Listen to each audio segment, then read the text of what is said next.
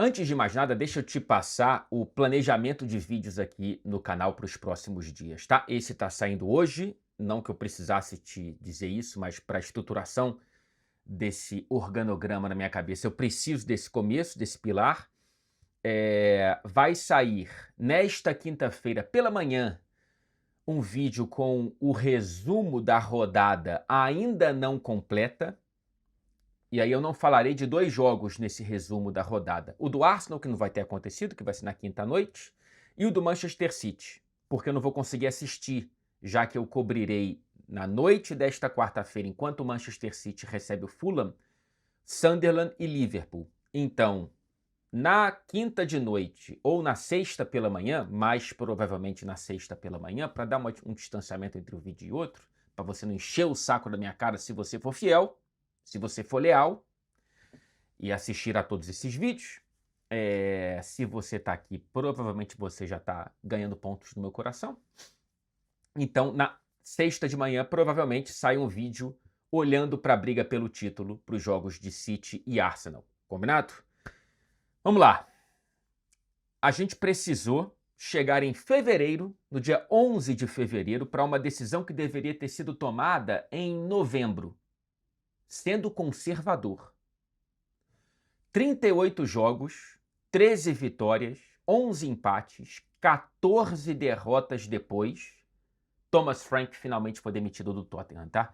Eu sei que é um tom duro o que eu estou adotando aqui, mas não vejo muito para onde fugir, tá bem? Dureza mesmo foi a vida do torcedor dos Spurs durante esse período.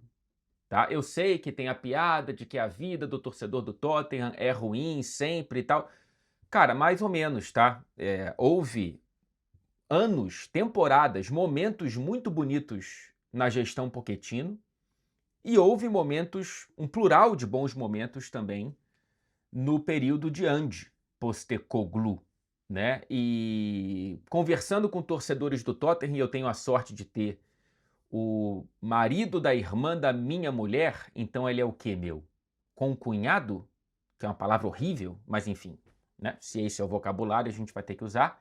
Ele é torcedor dos Spurs e ele, nascido em Brighton, não em Londres, mas ele me explicando que existe algo, a conexão para ser, para ela ser construída, para ela ser confeccionada entre torcida do Tottenham e time de futebol, treinador, gestão, precisa haver algo ali enquanto qualidade também. Não é uma torcida resultadista. Eu sei que isso fala sobre, sei lá, né? 80% 100% das torcidas querem ver o time jogando bem. Mas o meu ponto aqui é que, aparentemente, a torcida do Tottenham não é só resultado. Não, o resultado somente não seria o suficiente para encher a barriga desse torcedor, tá? Tentando traçar aqui um perfil com o qual o Thomas Frank não conseguiu dialogar em praticamente nenhum momento. E aí eu tenho que fazer uma meia-culpa, porque quando o Thomas Frank foi escolhido como novo treinador do Tottenham, eu fiquei bastante animado, tá? Eu achei uma ótima contratação, inclusive tinha pedido o Thomas Frank antes no Manchester United, quando a rota foi para a direção do Ruben Amorim, o que não quer dizer que não teria dado certo, tá? Apesar de ter sido um trabalho quase tão ruim quanto o do Amorim, futebol é contexto e pode ser que o Thomas Frank tivesse dado certo numa realidade paralela no Manchester United, mas o ponto não é esse. O ponto é que eu achava realmente que seria uma... que daria um clique ali, que daria um match bacana, mas em praticamente nenhum momento. Pô, a boa campanha na Champions, tá bom, ela realmente é muito positiva, mas a tabela ajudou.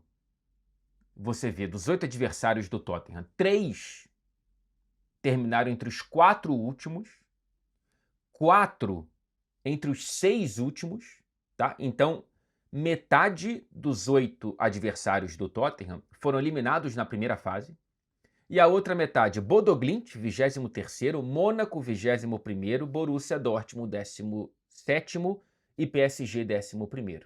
Então, com exceção aos 2 primeiros aí nessa tabela final de adversários do Tottenham, os outros 6 eram praticamente obrigação de bons resultados e de bons jogos, e mesmo assim foi difícil você ter jogos que o torcedor conseguiu encher esse estômago que precisa de qualidade e não só de resultados. E aí, quando você olha para o escopo total da temporada, que a gente tem até aqui sob o comando do Thomas Frank, quase 40% das vitórias foram na primeira fase da Champions, 5 de 13. Na Premier League, que é o grande termômetro, e ainda mais olhando para a Inglaterra, que valoriza o campeonato nacional muitas vezes mais do que a própria Liga dos Campeões, o Thomas Frank entregou a pior média de pontos de qualquer treinador dos Spurs com ao menos 5 jogos na era Premier League. 29 pontos em 26 jogos. É muito insuficiente. É muito ruim, cara. 2 vitórias nas últimas 17 rodadas. 17 rodadas com 2 vitórias só. E ele foi demitido agora depois de uma derrota, mais uma em casa, por 2-1 para o Newcastle, e o Tottenham se encontra a 5 pontos da zona de rebaixamento, e a briga do Tottenham será contra o rebaixamento, tá? Será contra o rebaixamento. A demissão demorou para vir, portanto. Entretanto, ainda que eu considere o trabalho do Thomas Frank muito ruim e que deveria ter sido cortado há muitos meses, é a ponta do iceberg, né? Com perdão do clichê e do chavão. É a ponta do iceberg porque o Tottenham, ainda que tenha vivido esses momentos com o Postecoglou e mais lá atrás com o Pochettino, esse trabalho ruim do Thomas Frank não é uma ponta tão fora da curva recente do clube, tá? Quando você pega a temporada passada, que foi desastrosa na Premier League, e essa, que também é desastrosa, ainda pior, o torcedor do Tottenham está vivendo o terceiro período, num espaço de 13 meses, um ano, em que o time chega a pelo menos 7 rodadas seguidas sem vitória. Antes desse período, de 3 períodos, de 3 momentos, de pelo menos 7 rodadas seguidas sem vitória, isso não tinha acontecido em 16 anos, cara. É um buraco histórico muito profundo. Há contextos, né? Já trouxe aqui um pouco do contexto do Thomas Frank. Na temporada passada, o Tottenham termina na 17ª colocação, que é a última acima da zona de rebaixamento, o que é muito, muito ruim. Porém, foi perdoado, entre aspas, por conta do título da Europa League e, mais do que o título, um foco total na competição europeia nos últimos meses de temporada, porque ainda que fosse muito ruim para a imagem do Tottenham e para a torcida e para o trabalho do Postecoglou, a má posição na Premier League não ofereceu em nenhum momento risco real de rebaixamento, terminou 13 pontos à frente do Leicester, o primeiro do trio rebaixado. Agora, esse perigo é real, repito, são 5 pontos de distância para o West Ham, poderiam ser 3, se o Benjamin Sesko não tivesse finalizado de maneira milagrosa para empatar o jogo de ontem do Manchester United contra o West Ham no Estádio Olímpico de Londres. E aí, quando você olha para tudo isso, é claro que o problema não é só o comando técnico, tá? E o grande nome vilanizado com alguma razão por torcedores dos Spurs nos últimos anos já foi retirado de cena, que é o Daniel Levy. Ele era o testa de ferro da família Lewis, que é dona majoritária do Tottenham. Ele foi retirado depois de mais de 20 anos à frente do Tottenham em setembro, e agora a gente tem outros nomes por ali, mas continua a família Lewis. E essa gestão precisa responder as seguintes questões do futebol, tá? Por que estamos na terceira temporada seguida repleta de lesões? Repleta de lesões. Por quê? Né? Porque o Tottenham vive mais uma vez uma crise, que eu já vou detalhar daqui a pouco, de lesões. Eu sei que existe um problema mais genérico do futebol, não é só o Tottenham que passa por isso, porque o calendário não para de esticar e os jogadores vão se machucando mesmo, mas o Tottenham vive algo ainda mais agudo do que a maior parte dos outros clubes. Dentro dessa aba de questões, o que está acontecendo com o Kulusevski? O Thomas Frank disse no começo da temporada que ele estava próximo de voltar, até agora não tem qualquer perspectiva, tanto é que ele não foi nem inscrito para a segunda fase da Liga dos Campeões, tá? O que aconteceu com o sueco? E aí, olhando para todo esse contexto, por que o único reforço para time titular na janela de janeiro foi o Conor Gallagher? Por que, que o Tottenham não tirou o escorpião do bolso para tentar reforçar? Será que é porque já estava abandonando a mão do Thomas Frank e está juntando dinheiro? Evitou gastar mais dinheiro nessa janela para ter um pouco mais de músculo financeiro para o próximo treinador? Ok. Porém, a briga é contra o rebaixamento, tá? E aí, vamos lá, o elenco é fraco, o time titular é muito feio com todas essas lesões, né? O time que entrou em campo contra o Newcastle, pelo amor de Deus, porém, deveria entregar melhores resultados do que a galera que está à frente do Tottenham. Leeds, Brighton, Palace, Fulham, Sunderland. Tem obrigação, com a grana que tem, o Tottenham de estar à frente desses clubes e não está. E isso está muito na conta do Thomas Frank também. Por isso, penso que mesmo com esse elenco que está manco das pernas por conta das lesões e mal tecnicamente porque contratou mal, mesmo com esse elenco mambembe, o Tottenham tem a obrigação de ficar na primeira divisão inglesa. A situação não é tão simples assim. O Maddison está fora da temporada, o Kulusevski e o Bentancur voltam só em maio, e o Kulusevski é um chute aqui que eu estou dando. Mohamed Kudus, que era o melhor jogador, Bergvall e Ben Davies só voltam em abril. E agora em março, agora entre aspas, né, porque tem muito jogo até lá, o Dogi e Danso. O Romero fez o favor de tomar o segundo vermelho na temporada da Premier League e só volta daqui a 3 rodadas. Só volta no jogo contra o Liverpool, em março. O Odobert acabou de sair machucado, parece um problema do joelho, vamos ver o que aconteceu. Mas pelo menos, até o próximo jogo, que é daqui a 11 dias, né, sem ser esse fim de semana, o outro, que é só contra o Arsenal, em casa, o Tottenham talvez tenha tempo de recuperar Richarlison e Pedro Porro. E aí, se recuperar esses dois, eu não sei, né, qual vai ser o treinador para esse jogo, e daqui a pouco eu falo sobre isso. Eu penso que o time ideal, com esses dois com condições de estarem no time titular, porque se não tiverem vai ser complicadíssimo montar o Tottenham, tá? Vicário no gol, Pedro Porro na direita, o Spence na esquerda, Van de Ven e Palhinha. Eu colocaria o Palhinha de zagueiro, tá? Professor Pardal, Fred Caldeira aqui. Porque eu não confio no Dragocin. No meio-campo, essa trinca que jogou contra o Newcastle com Bissouma, Sarr e Gallagher. Porém, eu colocaria 3 e um losango com o Xavi Simons como 10 e não como ponta esquerda. E uma dupla de ataque com Richarlison e Solanke. Ainda assim, o quanto que esse time contra o Arsenal te inspira confiança. E aí sobram, para você discordar de mim e tentar escalar de outra maneira, Kolo Muani, Matistel, Art Gray, Dragocin e só. Fora isso é só a molecada e os lesionados. É complicado, cara. Aí depois do Arsenal, visita o Fulham. Recebe o Crystal Palace. 2 jogos que deveriam ser razoavelmente, não simples, mas de 3 pontos esperados. Eu não espero 3 pontos em nenhum desses jogos pro Tottenham, cara. E depois visita o Liverpool em Anfield com a esperança de, para esse jogo, ter não só o Romero de volta, mas o Dogi e Danso. Ah, ainda tem o Souza, o brasileiro que veio do Santos, no meio disso tudo, que pode ganhar ali a posição na esquerda, já que o Spence é um lateral direito destro, sendo improvisado na esquerda, enquanto o Art Gray está sendo improvisado na direita.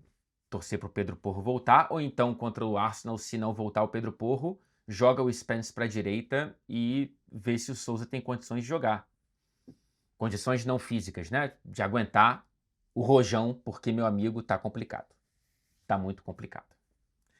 E aí, cara, em paralelo à demissão do Thomas Frank, tivemos o anúncio da saída do De Zerbi, o Sampaoli, que fala francês, o Sampaoli que fala italiano, é que ele estava na Liga Francesa, do Olympique de Marseille. Eu não acho uma boa solução. Não acho uma boa solução, por mais que o De Zerbi seja um bom treinador. Ele é um filho desencapado. Aí tem que entender, as opções do mercado não são boas, né? Eu tentaria achar um Michael Carrick para chamar de seu, um Arbeloa para chamar de seu, né? Não sei se vai ser o... Como é que é o nome daquele rapaz que tava... O Mason, né? Ou vai tentar tirar o Harry Redknapp da aposentadoria para treinar, fazer um treinador tampão até o fim da temporada e aí esperar pela decisão dos treinadores à disposição para a próxima temporada. Um reencontro romântico com Maurício Pochettino depois da Copa do Mundo, quando se encerra o contrato dele com os Estados Unidos? Será que é interessante esperar até o fim da Copa do Mundo? Porque já tem que começar a planejar os reforços da próxima temporada a partir do momento que o Tottenham fizer o mínimo de pontos para assegurar a permanência na primeira divisão. E, em paralelo, tentar chegar o mais longe na Liga dos Campeões para ganhar dinheiro. Não tem nenhuma chance do Tottenham ganhar a Liga dos Campeões, né? Dentro do futebol, das certezas do futebol que só podem ir até 99%. Vai tentar olhar para um novo Thomas Frank, vindo de clubes médios? Oliver Glasner? Iraola? Não sei, cara. Não sei. Eu vou esperar para ter esse assunto mais para frente. Nesse momento, eu não iria no De Zerbi, eu não iria em nenhum treinador disponível no mercado. Enzo Maresca também saiu meio de maneira esquisita com a hierarquia do Chelsea. Não me parece que a hierarquia do Tottenham queira ter alguém que bata de frente. Então, De Zerbi e Maresca estão mais ou menos no mesmo barco nesse sentido, tá? O Maresca com uma amostra menor de bater de frente com diretoria, mas enfim. Vamos ver. Vamos esperar para ver. Mas eu iria de um interino, né? Um Carrick ou um Arbeloa da família Tottenham para fechar essa temporada sobrevivendo na Premier League e tentando chegar às quartas de final da Liga dos Campeões, vai? E na próxima temporada entender para onde partir. Mas a demissão do Thomas Frank, ela é super justa. Super justa. Demorou para acontecer e a demora também é mais uma evidência de que ele é apenas a ponta do iceberg. Né? É uma diretoria que dá sinais de que a reformulação só piorou o estado do clube. É um elenco que vai precisar de mudanças radicais e onerosas. Vamos entender quanto dinheiro o Tottenham vai ter para investir nesse elenco, porque vai precisar de muito dinheiro e um poder de convencimento gigante, e para isso precisa de um bom líder, de um bom treinador, porque para um torcedor, para um jogador hoje em crescimento, topar ir para o Tottenham e não para outros clubes, o Tottenham hoje é disparado o pior projeto do Big Six.